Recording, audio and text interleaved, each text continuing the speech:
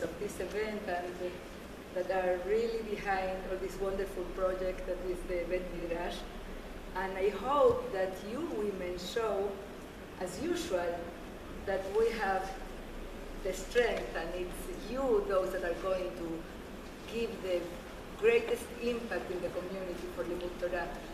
Just think about it when you go to study Torah and your husband, your child, your brothers, they ask you where you are going and you say, I'm going to a shiur, I'm going to study Torah. This is more than any class can do, and I hope Bezrat Hashem this is going to grow and become bigger and bigger. So the subject that we chose for today is how do we learn about the concept of self-esteem in the Tanakh. Self-esteem is a very known concept and very important, and we know, I think by now everybody knows, that everything that we do in life, everything that we want to succeed, really depends a lot on our self-esteem. We need to believe in ourselves in order to be able to achieve our goals. As parents, we care so much about our children's self-esteem. We want them to feel good about themselves. We want to give them the tools to go out there in the world and succeed in whatever they want to do. So what do we find in the Tanakh? I just thought I took it as a game. I sometimes give workshops on self-esteem and I teach Tanakh and I say, let's see what can we find in the Tanakh. And the beauty of it, what I like about studying Torah and studying Tanakh is that throughout the stories, throughout the beautiful ideas that we find there, we can learn about values. It's not they are telling us, you should do that, you should do this. That happens in the Torah with the mitzvot. But in the stories of the Tanakh, without words, just by paying attention, by analyzing the stories, we will get to learn about important values. So let's see, and let's try to analyze about self-esteem. In our parashiyot, this week, we are going to read Be'ezrat Hashem, Parashat Vayeshev. You know, last week, Yaakov and his children came back to the land of Canaan, to Eretz Israel, after having been for 20 years in Laban's house. And the parasha of this week is called Vayeshev. Vayeshev means, and he sat, or he dwelled. It's like Chachamim felt the feeling of Yaakov. Finally, home sweet home. Here we are, let's relax, enough problems, enough troubles, and then we know and we see that turbulent times come again on Yaakov, and we know what happens between Yosef and his brothers. Whoever wants to know more details, you're invited on Thursday's morning, 9:45. We have a beautiful parasha class every week in 1:30 Steamboat Road in the other building. But one thing that I want to take from there, everybody knows the story about Yosef. Yosef is a dreamer. Yosef is the special child. Yosef gets the special attention from his father. He's the spoiled one. He gets the special gift of the tunic. He's chosen. And he knows that. And he feels that. And he shows off with that. And he dreams. And he comes and tells his dreams to his brothers. Oh, you know what I dreamt? I dreamt that you were this and I was that and I was in the middle and you were all bowing down to me. And dreams to dreams, and he comes and he tells them. And he shows off. Is that self-esteem? How do we call that? How do we call Yosef's behavior? Actually, Yosef is acting with arrogance.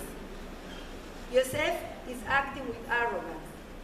Yosef will have to get a big lesson from Hashem, and we will see at the end of the parashiyot that relate to Yosef's story, how he's going to learn the lesson and how he goes from being arrogant and from showing off and from, I would say, having that extra self-esteem at the expenses of his brothers, because he doesn't care about making them feel bad. I am so and so and you are going to come down to me. That's showing off. That's not what we mean by self-esteem. So at the end of my dissertation, I'm going to see together with you what is the lesson that Yosef learns and what type of transformation he goes through and how he goes from that place of arrogance to that place of humility, which is actually what we're going to see today. What is self-esteem? And aren't we supposed to be humble? If I'm supposed to be humble and to have humility, why do we want to have self-esteem? Isn't that arrogance? So as we saw with Yosef, this is not exactly what we want. Other examples of the wrong type of self-esteem, of too much self-esteem that has the limit with arrogance, we find with Paro. You know, when Paro does not let Bnei Israel go out from Egypt, even after Moshe comes and shows him and proves to him that he's coming in the name of Hashem, and he gives him one proof and another proof, and Paro says, as they learn in the preschool, no, I'm not going to let them go. No, I'm not going to let them go. And he's stubborn on that. And he gets one makah, and Mitzrayim gets hit hard. No, and another one. No, and another one.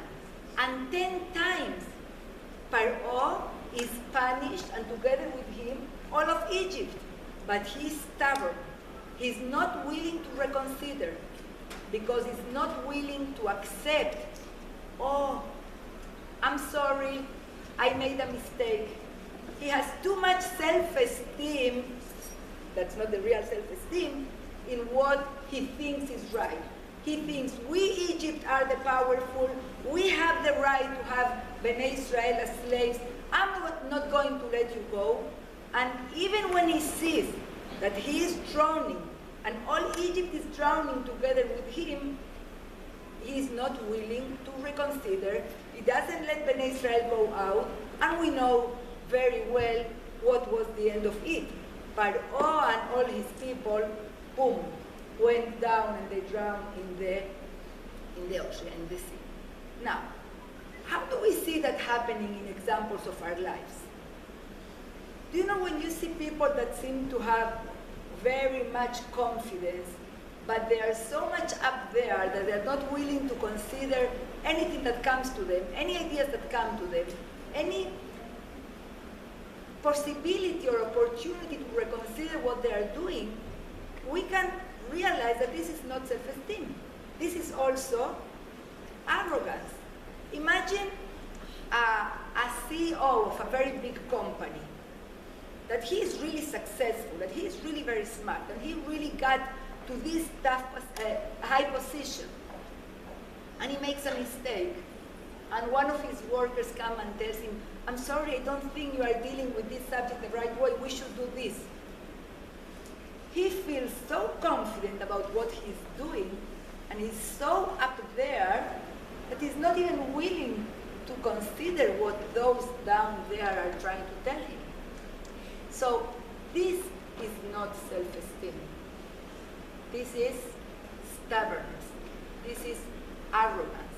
This is the lack of capability to see that you can make mistakes, that you are human.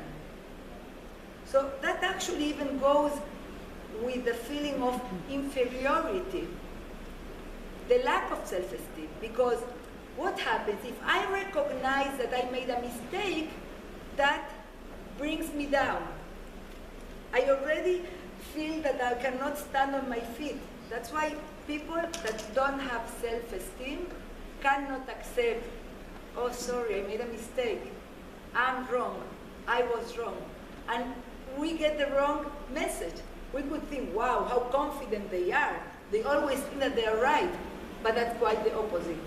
When you cannot see that you are human, that you can make mistakes, that doesn't show a high dose of self-esteem, but the opposite. That's lack of self-esteem. Another person that we find in the Tanakh that was very arrogant, and again, I am going through some characters in Tanakh, and through that we're going to understand about our subject. Do you remember about Bil'am? Who was Bil'am? Okay, Bil'am was hired by Balak, by the people of Midian. They wanted to defeat the people of Israel. And they knew that we had Hashem with us, that we were very spiritual. So they thought, instead of going to war, we're going to go by the spiritual tools. So they hired Bil'am, that was like a magician, that had power on his words. They hired him to come and curse Israel. So the story is long. At the end, he cannot curse Israel, of course. Whatever he says is just what Hashem puts on his mouth, what Hashem allows him to say.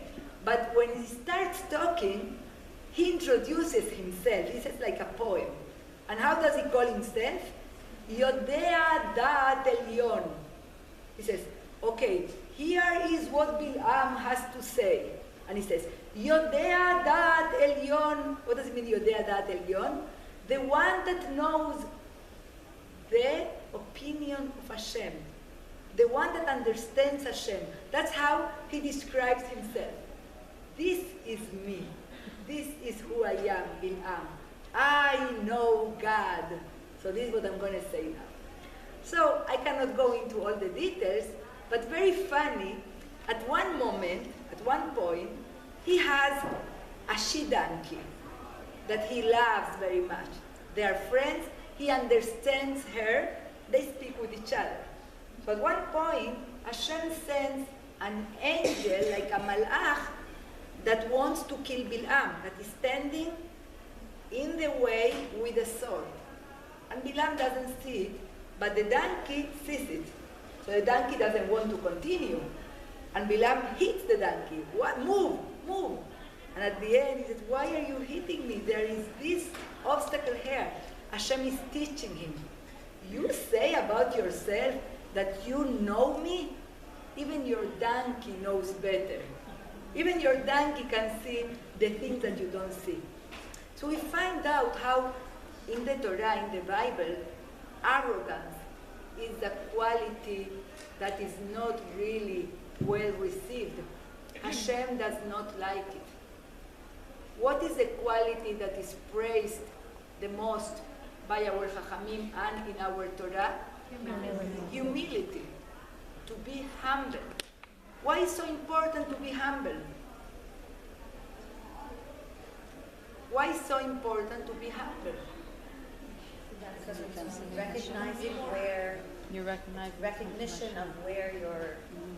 It's recognition where you are. Emunah. If I am arrogant, if I put myself very much high there, I don't let so much room for Hashem. When I am humble, Hashem is up there for me. When Hashem is up there, I know how small I am. But still, and this is exactly what I want to tell you today, there is a tension between these two ideas. If I have to be humble, if I have to be small in front of Hashem, how is that I'm supposed to have self-esteem and feel good about myself and feel confident? And so you understand there is this tension, and we're going to try to find out where is that balance and how do we get there. Before that, there is another character that we learn from him, another symptom of lack of self-esteem and arrogance. His name is Korach. His name is Korach. What happened with Korach? Korach was a relative of Moshe Rabbeinu. Moshe Rabbeinu was the leader, chosen by Hashem. He gives a position, a high position to his brother also Aaron, also chosen by Hashem. And Korach feels bad about that. I want to be there. I want to be in that position. Why do you take it? So what does Korach do when he wants to go up? He does it stepping on Moshe. And this is exactly what the bully does. I want to achieve certain things. I want to get in that position. I try to get there by stepping on others. So what does Korach do? He wants to be a leader. He starts speaking bad about Moshe. Midrashim tell us how much he says that Moshe is just greedy and is trying to get for himself all this honor and kavod and gifts for him and his family. And that was really not the fact. But Korach thinks that by bringing others down, he is going to be up there in the eyes of others. We know that his end wasn't up at all. He ended up very much down. You know, what happened to him? The ground swallowed him. He ended up really down. But think about things that happen in our children's schools. Today, more than ever, with girls more than with boys, unfortunately. Bullies. What does the popular girl usually do? Steps on others. Puts down. Steps on others. She cannot be part of the group. Don't let her come. Let's laugh at her. Let's sit all together at this table, and when she comes here, we are going all to move to another table. By the way, this happens on a daily basis in the schools.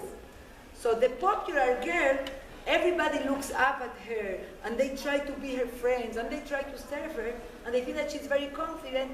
Quite the opposite.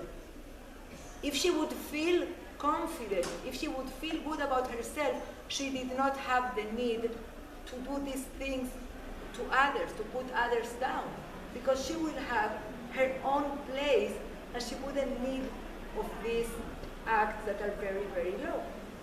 So again, what is necessary? Where do we find the balance?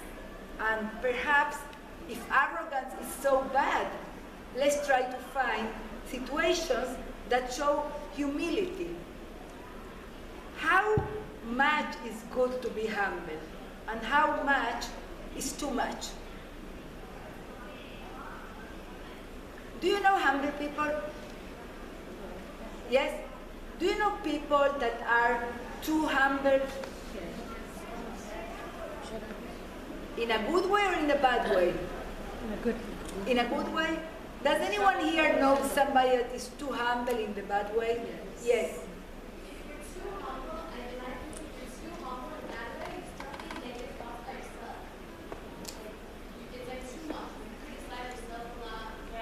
Okay, so this is something different. That's low self-esteem. That's low self-esteem. If you criticize yourself too much, this is low self-esteem. But yes, you're right. Yes. I think if you're truly humble, it's not bad at all. If you're really humble, I don't think there's anything wrong with it. I don't think there's such a thing as being too humble. There is no such a thing as being too humble. You know people? Or you can be stepped on. You let other people step on you. You let other people step on you. No, but if you're too humble. that's not if you're humble. Not if you're humble. Just a second. Let's go back one by one. Rebecca, you wanted to say something? No? Who was there? Right. No? Okay. There's sometimes people, like, there's this phrase called the people that fish for compliments. They, I can't, they kind of negative Pretend to be themselves so much, almost hoping someone else will compliment them, like.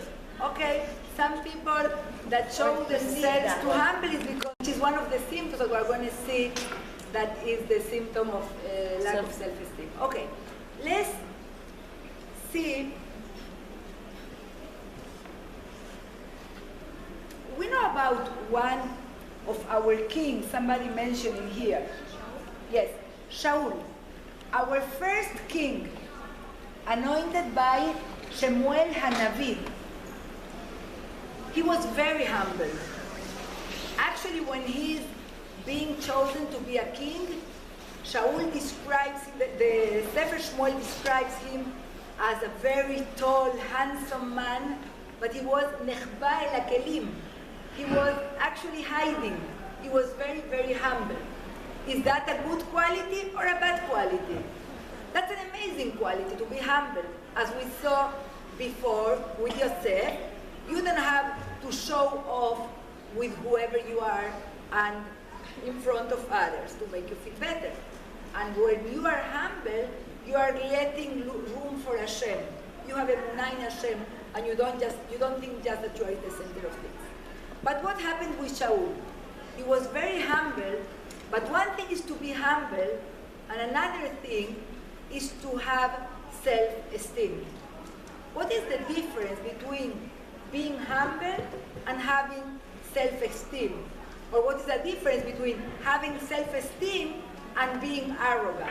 The answer actually goes for both. What is the difference? Recognizing Hashem. If you are aware of what Hashem gave you, Hashem gives you certain power in order to be able to do certain tasks. So excellent, excellent. When you know that you have talents, the difference between being arrogant and having self-esteem is understanding from where those talents are coming to you. If I know that Hashem gave me those talents, and I understand that I have those talents to express them in this world, to do something, to fulfill my potential, to achieve my job, my mission in this world, then I'm going to have self-esteem because I feel confident. I am capable of doing this. I am a very good singer or artist or whatever because Hashem gave me that gift, and Hashem gave me that gift to express it here. But if I don't recognize that this is coming from Hashem, then I just think that it's because of me, and that's arrogance. And humility, what will be humility in this sense? Humility will be not recognizing that Hashem gave you these gifts. So being arrogant, too arrogant, and being humble, both of them have the same mistake. You are forgetting to recognize that Hashem is there to give you your talents, your gift, that you have a mission in this world. So to be too humble is not too good. It's not good also. Because imagine Hashem made, let's think about Rabbi Moshe ben Maimon, Harambam. He was extremely smart. He had a blessed memory. All these talents given by Hashem. Imagine he would say every day, no, I am not smart. No, I don't have a good memory. No, actually I forget everything. And he would wake every day, he would wake with that feeling, I wish I would be smart, I'm not smart. He would not have written even one book. If he had the ability to sit down and write and leave for us that amazing legacy of halakha and organization of the whole Torah, is because he believed that he had the talents, and those talents were given by Hashem. Is actually having self-esteem is remembering, yes, Hashem, you are here with me. I believe that self-esteem is absolutely 100% connected with emunah be Hashem. Having emunah in Hashem. When I take the factor Hashem out of my life, I fall into high arrogance or a humility that is not going to help me to achieve nothing in my life. What happened to Bnei Israel? In Bamidbar, in the parasha of Shelach Lecha, when we send the spies to spy the land, everybody knows what is the reaction. What happens with these 12 men that were the leaders of Israel? They were supposed to give the enthusiasm to everybody. Yes, let's go. Hashem is with us. Hashem was with us since we left Egypt. He opened the sea for us. He performed so many miracles. He's holding our hands. He's taking us through the desert with these miracles, with the cloud and with the column of fire. But what happened to them? They come from having been in the land, and their summary of what they saw is, we cannot attack the people, for it is stronger than we. That they spread calumnies about the Israelites, about the land they had scouted, saying, the country that we traversed and scouted is one that devours its settlers. And what else? The most terrible sentence that they said was, all the people that we saw in it are men of great size. We saw the Nephilim there, the Anakim are part of the Nephilim, and listen to this. And we look like grasshopper to ourselves, and so we must have looked to them. They saw themselves as grasshoppers. We saw ourselves, when we were there, we felt very, very, very small, like grasshoppers. So that's how they saw us. By the way, when a person feels insecure, if I don't have self-esteem, if I really feel that I am a very little thing, that's exactly how others are going to see me. In every area of life, you are dating, you are a young girl dating, and you are insecure, and you feel that you are not pretty, or you feel that you are not smart, or you feel that nobody's going to like you, you are going to come to the date, and that's going to be the impression that you are going to give. And that's how they're going to see you. But if you come to your date saying, I am good at this, and I am a good person, and I have good qualities, and whoever marries me is going to be lucky to marry me, that's how you are going to be perceived. And this is very important. That's why it's so important to understand the value of self-esteem and to try to get there. Who was the humblest person in earth? Moshe Rabbeinu. Did he have self-esteem? Yes. How do we know that he had self-esteem? Excuse me? His trust in Hashem. And He everything. trusted in Hashem. He fought against Paro, against all Egypt. He guided these people throughout the desert. It requires a big confidence. But it didn't come to him like that. There was a process to it. When Hashem appears to him in the bush, in the desert, and he tells him, I want you to go and take my people out of Egypt, what is his first reaction? I wrote it down so I don't have to read it from the Torah. His first reaction was, no. I haven't. What is his first, okay, here it is. His first argument is, Mi anochi ki alech el Paro? Who am I? And Hashem answers to him, it doesn't matter who are you. Ki eye imach. I am with you. When I am with you, whoever you are doesn't matter. You can be like this, you can be like that, you can be like that, but when you hold Hashem's hands, the sky is the limit. So that's what Hashem tells him, Ki eye imach. And Moshe keeps asking, if they ask me, what is your name? What will I tell them? And Hashem tells him, tell him this, and I'm going to come in the name of their forefathers, and I'm going to take them out of Egypt, and they're going to come out with richness. Does Moshe get convinced? Third round. He says, והם לא יאמינו לי ולא ישמעו בקולי, כי יאמרו, לא נראה אליך השם. No, they were not going to believe me. They're going to tell me that you didn't appear to me. How will they believe me? And Hashem keeps telling him, he gives him two signs, like for him to perform miracles and to prove to them, yes, Hashem was with me. Does Moshe get convinced? No. After that he says, oh, okay, but I cannot talk so well. The way I talk is not the best for it. And Hashem tells him, don't worry, because I am with you. Who made people to have disabilities? Who gave mouths to people? I am the one, so I can be with you. So at the end, does Moshe get convinced?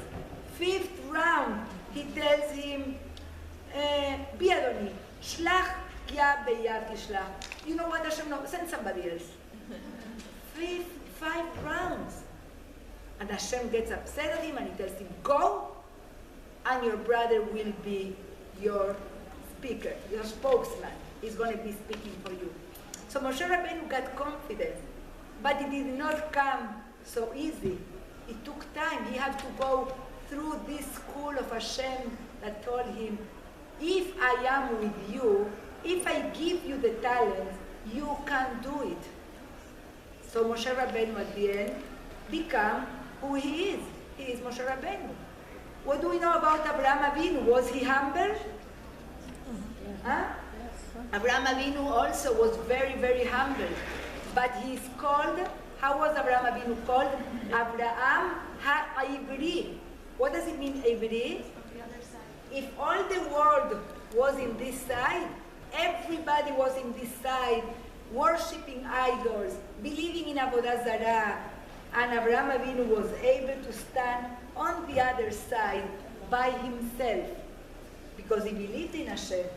But he believed in Hashem, and together with that, he believed on himself. You need to have faith in Hashem, and you need to have faith in you.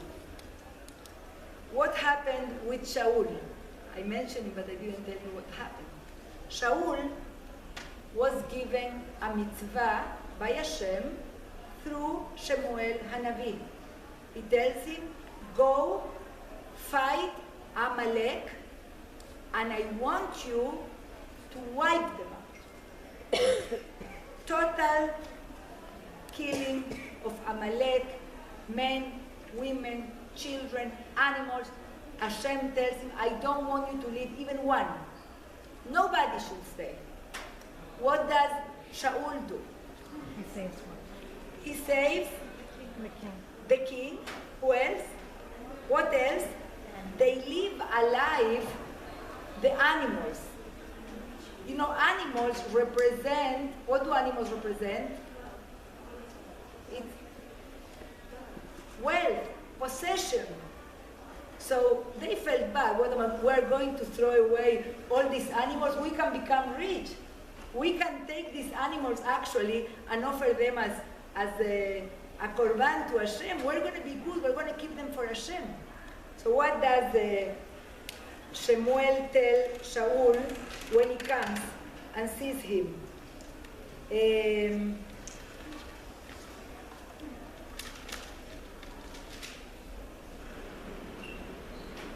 Hashem appears to Shmuel and tells him, I regret that I made Shaul king. כי שבני אחריי ודברי לא הקים ויכל לשמואל ויזעק אל השם כל לילה. So Shmuel gets very upset. ויבוא שמואל אל שאול ויאמר לו, שאול, ברוך אתה להשם הקימותי דבר השם. So when Shmuel comes to Shaul, Shaul tells him, hi Shmuel, I did whatever Hashem told me to do. He says, what? What did you do that Hashem told you to do? And if that is true, מקול הצאן הזה באוזניי. Why do I hear too many meh? I hear that there are sheep there. If you did what Hashem requested from you, I wouldn't be listening to that. Is this bleating of sheep in my ears and the lowing of oxen that I hear? And Shaul answered, they were brought from the Amalekites, for the troops spared the choicest of the sheep and oxen for sacrificing to the Lord your God. What is Shaul saying? Yes, we brought them. The troops wanted to bring them. They wanted to bring them, my soldiers, and they wanted to bring them to give korbanot to Hashem. So Shaul is bringing what? Excuses. Oh yeah, we brought them, but it was the soldiers. Now, if the soldiers wanted to bring them and Shaul agrees, it's because Shaul, with his humility, he was a people pleaser. He wanted everybody to be happy. He wanted everybody to love him. And Hashem regrets for having put him as a king for Israel. And the sentence that Shmuel is going to tell to Shaul is very, very, very scary. Shmuel tells him, "Halo im katon ata be'enecha rosh shivtei Israel ata v'im shachacha Hashem lemelech al Israel." Shmuel is telling Shaul, you are small in your eyes? You don't know that you are the king and you make the decisions and you get the soldiers telling you what to do because you want them to say that you are a nice king? Im katon ata be'enecha, and you think that you are small. Rosh Shivtei Israel ata. You were anointed to be the head of all the tribes of Israel. You don't have the right to be small. When Hashem gives you certain talents, when Hashem gives you certain position in life, you don't have the right to act small. You are capable of teaching Torah, go and teach Torah. You cannot say, no, I cannot do that. You are able to be in the sisterhood and help the women of the community and organize, go and do that. You are able to help the Beit Midrash, go and do that. This is self-esteem. You can be humble. You don't show off, hey, I am doing this and you can't. You don't do that for your honor. You don't do that for the kavod. You do that because you know that Hashem gave you a talent. And you are here saying, Hineni, Hashem, you gave me this talent, I'm going to use it to achieve my goals that are your goals in this life. One beautiful thing that we see with Cain, the son of Adam HaRishon, and Abel, they were two brothers, and they, for the first time, they decide, oh, we have a God, we have to worship him. They want to offer him a korban. So, Abel chooses from the best of his sheep and he gives to Hashem. Hashem accepts his korban. Cain brings from whatever and he brings it to Hashem and Hashem rejects it. What is Cain's reaction? He gets very upset and very depressed. And Hashem tells him an amazing lesson. Why are you depressed? There is something that you can do. Hello, im tetiv, se'et. If you improve, I'm going to accept your korban. It's all about you improving. So, if I feel that I made a mistake, I have to accept that I made a mistake, and I have to believe that I can make it better. I can change it. I don't have to get depressed because Hashem didn't accept my korban. Did you understand what happens with Cain? If having self-esteem, I repeat what I said before, also means understanding that not every time everything comes out good. We fail, we make mistakes, and then what do we have to do?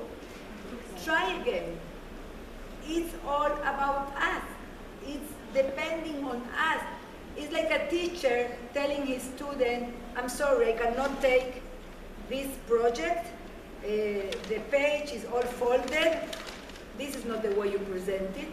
I want you to present it properly with this and this, the way I require for the assignment. So the student has two possibilities. To get depressed, the teacher hates him. He doesn't like me. He's the worst teacher in the world. And pass to him the responsibility, or say, oh, if I want to get an A+, I have to do it again. And I'm going to put the effort and write again to give it to the teacher. Okay? So that's what we learn from Cain, to accept responsibility and accept that we can make mistake, that we are human. Okay? There is a beautiful Mizmor of Tehillim totally expresses this tension that we are talking about the greatness that a man can feel and the humility that he can also feel when he sees that he's just this small one in the totality of the whole universe. Who wrote the book of Tehillim? David HaMelech. David HaMelech, I would say, for me, is one of the most confident men that existed in earth. First of all, he wrote Tehillim. If he wouldn't have been confident, why would he be able to write Tehillim? He was able to confront Goliath as a young boy. He went and he confronted Goliath, and he wasn't afraid of the giant. And also, he was able to accept his mistake. Do you remember? Yes. After the sin with Bathsheba, he's able to say, Chatati LaHashem, I was wrong. I was wrong. And he makes the Teshuvah, and because of that, Hashem is accepting him, and we are having this book of Tehillim. What does David HaMelech says in the Mizmor Chet? Hashem Adonenu, Ma'adir Shimcha B'chol Haaretz. I'm going to skip, and let's go to the psukim that are more important for us. David says like this, Ki er'eh shamecha ma'aseh etzbeotecha. When I see your heavens, the work of your fingers, the moon and stars that you set in place, what is man that you have been mindful of him? He says, when I see your awesome creation, when I see the galaxies, when I see everything that you created, Hashem is huge, so sophisticated, the planets. When I see that, what is man that you have been mindful of him? Then I get to this feeling, what is man? I am zero. I'm nothing. Why would you care about me, Hashem? But, he continues, mortal man that you have taken note of him, that you have made him little less than divine. But this man, you made him also a little bit less than God. We know that in creation, the one that is closest to Hashem is the man. How was Adam created? Adam was created from the Adamah, like plasticine. Hashem formed the shape of a man, and then Hashem infused on him from his essence. Ki betzelem Elokim bara et Adam. Chachamim in Pirkei Avot tells us, why did Hashem let us know that he created us betzelem Elokim? To tell us how much he loves us. So from one side, David HaMelech is in this tension. Like from one side, wow, when I see this world, when I see how many things you have to think about Hashem, I am nothing. From the other side, I remember, Ata barata oti betzelem Elokim. You created me to your image. So that makes me feel good enough. Hasidim used to say that a man should have two ptakim, two notes on his pocket. In one, it has to be said, Anochi afar va'efer. I am like a dust. I'm nothing. That shall make me humble. But in the other one, should be said, Bishvili nibra haolam. The world was created for me. That's Chachamim there. That's why Hashem created just one man at the beginning. Why didn't he create a family, a tribe, a nation, a city, a town? Just one man. To let each one of us know, just for you, and for you, and for me, and for you, was worth it for Hashem to create this world. Before I finish, I don't want us to stay with a bad idea of Yosef. Yosef is Yosef HaTzadik. Omnam, really, at the beginning it started with feelings of arrogance, but after the 17 years of suffering, when he's sold to Egypt and he goes to the jail and all of that, he gets to learn, he realizes. At the end, when his brothers come and ask his forgiveness, sorry, we sold you, he says, no, it's not you. Elohim shelachani lemichya. Hashem sent me here to feed you. Yosef has to go through a transformation. He knew he was special. He was special. But at the beginning, he saw it like, I'm special. Later he understood, Hashem made me special so I can save my brothers because I have a mission. So this is how we are supposed to live our lives. The biggest challenge for each one of us is to find out which is my mission and what are my strengths, because there is nothing worse than living this life and going through it, through the motions, and when we finish and we are about to say goodbye, we don't even know what we did here. But when I know my value, my strength, my talents, and I know why I am here, then for sure my life is going to be more meaningful.